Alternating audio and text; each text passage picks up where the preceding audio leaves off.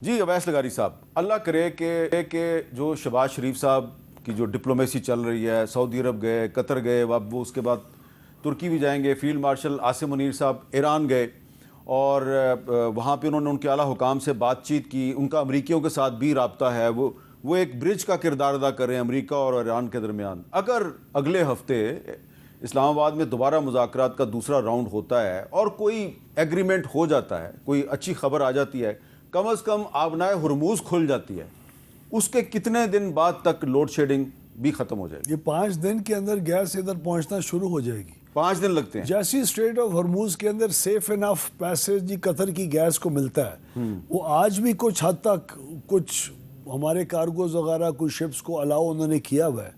वो आज भी अगर हिम्मत करें और जो जिसके लिए डिप्लोमेटिक हम काफ़ी एफर्ट कर रहे हैं सर, तो आज के 5 दिन के बाद भी हो सकता है इंशाल्लाह। ये जो वहाँ से जैसे ही रवाना होंगे 5 से 6 दिनों में आपके पास गैस हमारे अपने सिस्टम में आ जाएगी। गैस जो है वो 5 से 6 दिन में हमारी बंदरगाह पे पहुंचेगी सर, और एक और भी है, अगर हमारे सूबों की पानी की मांग आपकी बढ़ जाती है जैसे मौसम चेंज होता है, तो उसी वक्त तकरीबन कोई 2-1 हज़ार जी मेगावाट तो आपके पानी के बेहतर रिलीज़ की वजह से ये तकरीबन जो 3500 की जो शॉर्टफॉल है उसमें 1.5 से 2000 मेगावाट की शॉर्टफॉल, तो यानी 3 से 4 घंटे का फ़र्क तो पानी की वजह से आ ये जाए। बताएं कि अगर ये हमारी डिप्लोमेटिक एफर्ट से ईरान और अमेरिका में मुआहदा हो जाता है, यकीनन उसके नतीजे में ईरान पर जो इकोनॉमिक सैंक्शंस लगी हुई हैं वो भी थोड़ी नरम हो जाएंगी। उम्मीद है इंशाल्लाह सर। होनी है ना जी? उसका हमें क्या फ़ायदा होगा और आपकी मिनिस्ट्री को क्या फ़ायदा होगा? हमें भाई वो बताने से पहले अगर आप इजाज़त दें,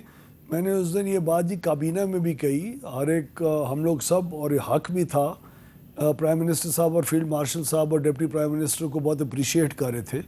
लेकिन इसको सिर्फ आप इस जंग के जी तनाजर में ना देखें ना जी। आप देखें, आज से 3-4 साल पहले पाकिस्तान अमेरिका को एब्सोल्युटली नॉट कह रहा था। हाँ, क्राउन प्रिंस मोहम्मद बिन सलमान सऊदी अरेबिया के साथ आपके ताल्लुकात लोएस्ट लेवल पे थे। चीन आपके साथ जी नाराज़ था। आपकी ईरान के अंदर 180 मिलियन डॉलर की आपके चाबहार पोर्ट के अंदर इंडिया इन्वेस्टमेंट्स कर रहा था। ईरान के साथ आपकी फ्रेंडली टाइज नहीं थे। ये पिछले आपके ख्याल में आज की हद तक हम पहुँचे कैसे हैं?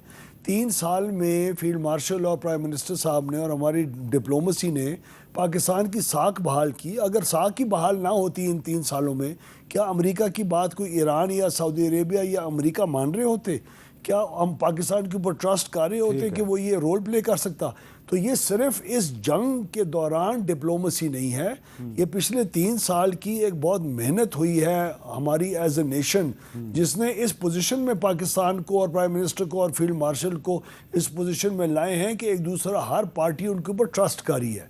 और मैं समझता हूँ कि पाकिस्तान को इकोनॉमिक जो जी वो लेवरेज है इस रीजन के अंदर, ईरान के साथ ट्रेड के अंदर और तमाम चीज़ें, पाकिस्तान बहुत बेहतर पोजीशन में आज है कि वो अगर कोई अपने इलाके की, अपने गरीबों के लिए बेहतर एनर्जी प्राइसेस की, बेहतर ट्रेड के लिए अगर कोई दरख्वास्त करेगा इंटरनेशनल कम्युनिटी को, तो वो सैंक्शंस की जो एक कैद के अंदर हम इस एरिया के अंदर ही जकड़े हुए थे, जाके कतर और यूएई और कहाँ से फ्यूल और पेट्रोल लेके आ रहे थे और गैस, वो हमारे साथ ही बिल्कुल हमारा बॉर्डर एक है।